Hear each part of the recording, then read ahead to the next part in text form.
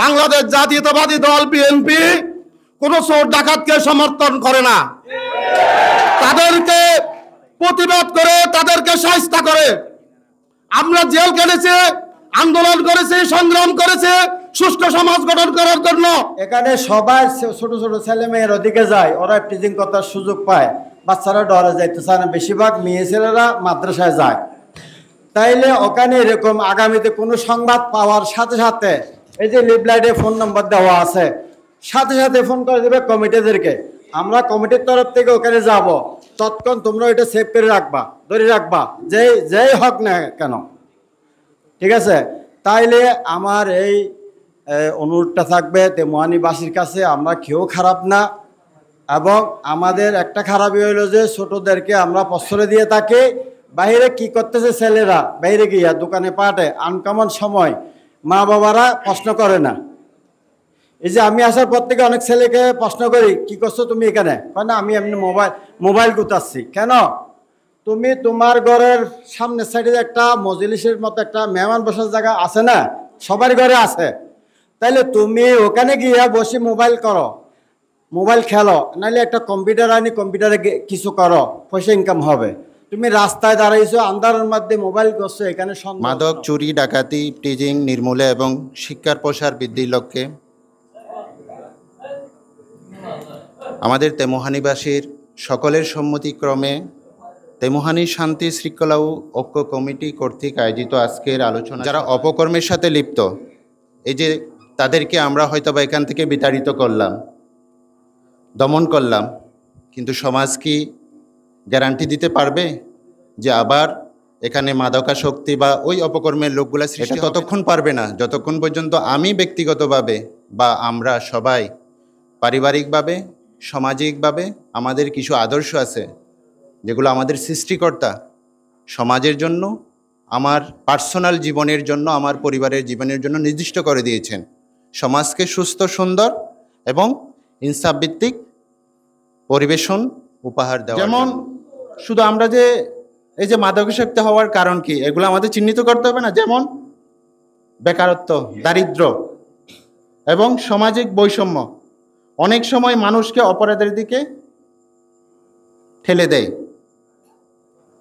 তাই আমাদের জন্য অত্যাবশ্যক অর্থনৈতিক এবং সামাজিক উন্নয়ন নিশ্চিত করা এবং অবশ্যই আইন যথাযথভাবে প্রয়োগ করতে হবে। অপরাধীদের জন্য শাস্তির বিধান কঠোর এবং নিরপেক্ষ হতে হবে, এখানে পক্ষপাতিত্ব করা যাবে না, যাতে অপরাধীরা ভয় পান এবং সাধারণ মানুষ নিরাপদে বাঁচতে পারে। সর্বোপরি শিক্ষা, ধর্মীয় ও সামাজিক সচেতনতা এবং নাগরিক অংশগ্রহণের মাধ্যমে আমরা একটি অপরাধমুক্ত, সুস্থ ও আলোকিত সমাজ গড়ে তুলতে পারি।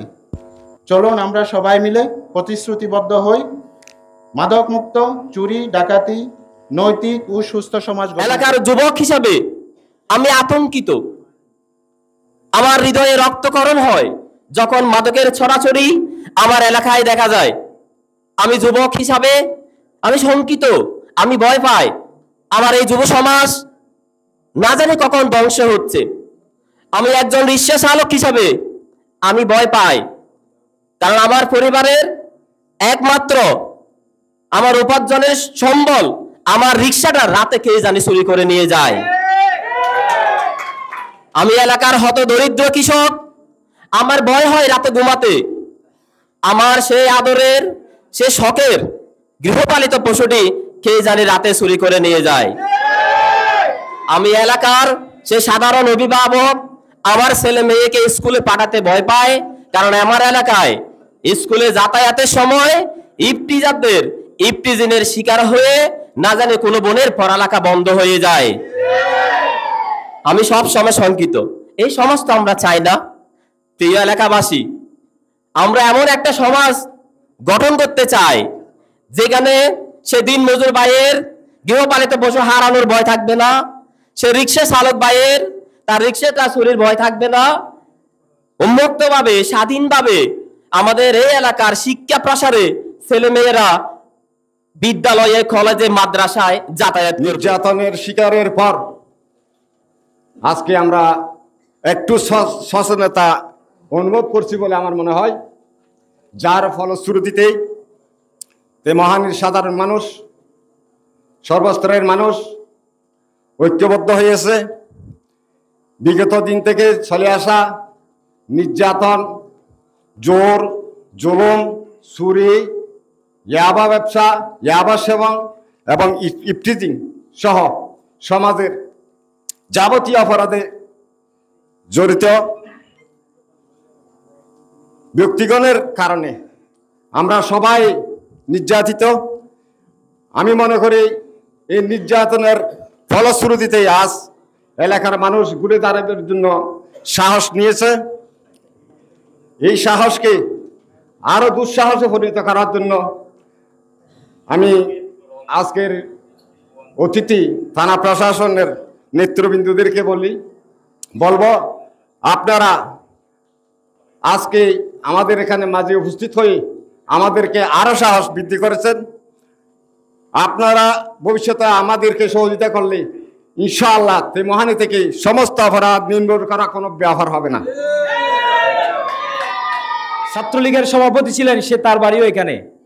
তাহলে আপনারা এতদিন হওয়ার পরেও এই অপরাধীদেরকে আপনারা এখনো নির্মূল করতে পারলেন না কেন? তারা তো চিহ্নিত ছিল, তাদের বিরুদ্ধে আপনারা একটা মামলা করতে পারলেন না কেন? তারা যে এখানে প্রকাশ্য ঘোরাফেরা করে, আমরা তো তাদেরকে 5 তারিখের পরে শাস্তি দিয়েছি। তাদেরকে আমরা কি করেছি? আমরা অসংখ্যবার এখানে চেষ্টা করেছি তাদেরকে নির্মূল করার জন্য, কিন্তু এলাকা থেকে আপনারা সহযোগিতা করেন নাই। রাজনৈতিক দলে, বিভিন্ন দলে তাদের সাথে আপনারা আতাত করেছেন। আমি আপনাদেরকে আশা রাখবো, আপনারা যদি আপনাদের এই সমাজকে সুন্দর করতে চান, ইফটিজিন মুক্ত করতে চান, মাদক মুক্ত করতে চান, আমি আপনাদেরকে ওই দিনে পরামর্শ দিয়েছি। আপনাদেরকে আপনারা যেই কমিটি করেছেন, যে উপদেষ্টা পরিষদ করেছেন, যে কমিটি করেছেন, আপনারা নিজস্ব একটা তদন্ত করে আপনারা ওই ব্যক্তিগুলো চিহ্নিত নামগুলো কি করেন, সকলে বসে, সকল দলের লোক বসে ওদের নামগুলো আপনারা চিহ্নিত করেন। চিহ্নিত করে আপনারা আমাদের থানা প্রশাসনের লোকদেরকে দেন, ওদিনও বলেছে এই কথা, এবং সেনাবাহিনীকে দেন।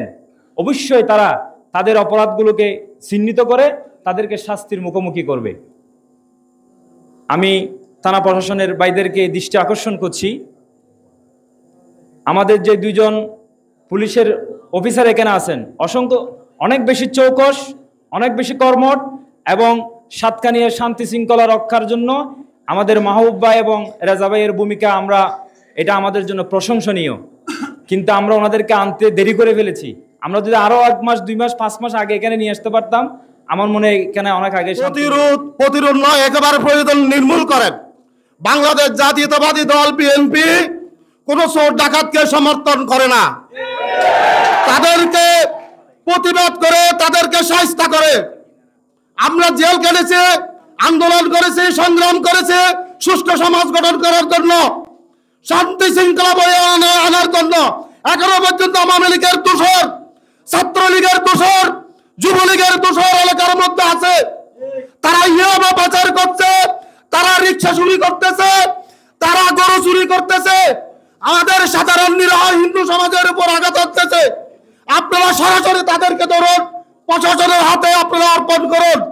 যেই রকম সহযোগিতা করতে হয় আমরা করব। ভিন্ন করবেন আপনারা, দ্বিধাবিভক্তি কিংবা হতাশ হবেন না, ভয়ভীতি অনুভব করবেন না। যেখানে আমাদেরকে ডাকবেন আমরা সরাসরি আসবো। বিএনপি এখানে প্রধান ভূমিকা রাখবে। আর কোন দলের সদস্য হয়েছে সেটা বিষয় নয়, যে দলের সদস্য হবে হোক, তাকে আপনারা ধরুন। কোন নেতার সাথে তারা বৈঠক করতেছে, কোন নেতার সাথে তারা কথা বলতেছে, ওই নেতাকে সহ ধরেন। আপনারা ওই নেতাকে সহ ধরেন। লাশ শরমের কোনো কথা তার মাঝে আমরা এখানেই আছি। বিভিন্ন জন বিভিন্ন এই কর্মকাণ্ডের সাথে অনেকে ভুক্তভোগী রয়েছেন, অনেকে উপস্থিত হয়েছেন। কারো গাড়ি চুরি হয়েছে, কারো গরু চুরি হয়েছে, মুরগি পর্যন্ত চুরি হয়েছে আমি শুনলাম। এখানে ভুক্তভোগী কারা আছেন একটু আমরা প্রশাসনকে দেখাবো হাত তোলে, কার কার কি জিনিস চুরি হয়েছে, কে কে এই মানে ভুক্তভোগী রয়েছেন, আর একটু হাত তোলে। আসলে আমাদের তেমহানিতে দীর্ঘদিন ধরে অনেক চুরি চামারি হচ্ছে, ডাকাতি হচ্ছে, ইফতিজিন হচ্ছে।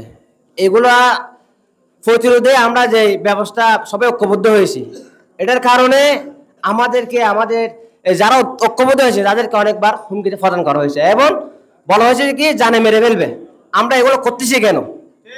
তারা চুরি চামারি করলে আমাদের সমস্যা কি?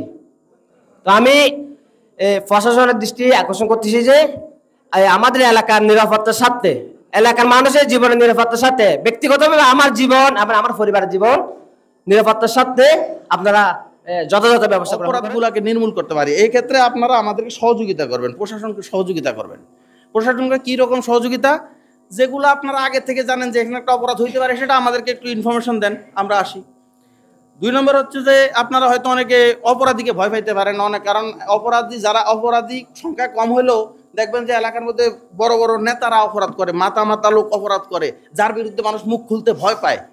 ঠিক আছে, অসুবিধা নেই, আপনার তার বিরুদ্ধে ওপেন মুখ খোলার দরকার নাই। আপনারা আমাদেরকে গোপনে তথ্য দেন, আমরা আপনাদের পরিচয় তো প্রকাশ করব না। যদি আমরা পরিচয় প্রকাশ করতাম তাহলে এই যে যত আমরা আসামি ধরি, এই সমস্ত সোর্স যারা, তারা তো একজনের এলাকায় থাকতে পারতো না। আপনারা যেগুলোতে মনে করেন যে নিজেদের জীবনের শঙ্কা থাকবে, সেগুলোতে আমাদেরকে আপনারা গোপন তথ্য দেন, আমরা গোপনে কাজ করব। আপনারা যেটা ওপেন হবে ওপেন নেন। এবার নিজের আত্মীয় স্বজন ভাতিজা, ঠিক আছে, যদি ছোট অপরাধ হয় যেটা আপনাদের মধ্যে সমাধান করা সম্ভব, সেটা আপনারা না, কিন্তু একটা বিচার আওতায় আনতে হবে। অপরাধীকে আনলে কি হবে, সে বুঝবে যে এটা একটা অপরাধ।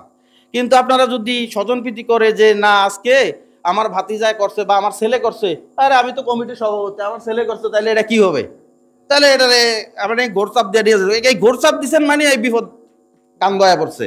তাইলে কি করতে হবে, আমাকে আর সবাইকে যে থানায় নিতে হবে, সবাইকে যে আদালতে পারে তা না, এলাকায় একটা এমনভাবে একটা বিচার করেন যে সে নিজে বুঝুক যে আমি এই কাজটা করছি, এটা অন্যায়, এটা অপরাধ, এটা করা যাবে না, এতটুকু পর্যন্ত তার মধ্যে অনুশোচনা আসুক, তাইলে সে শুধরানোর সুযোগ পাবে।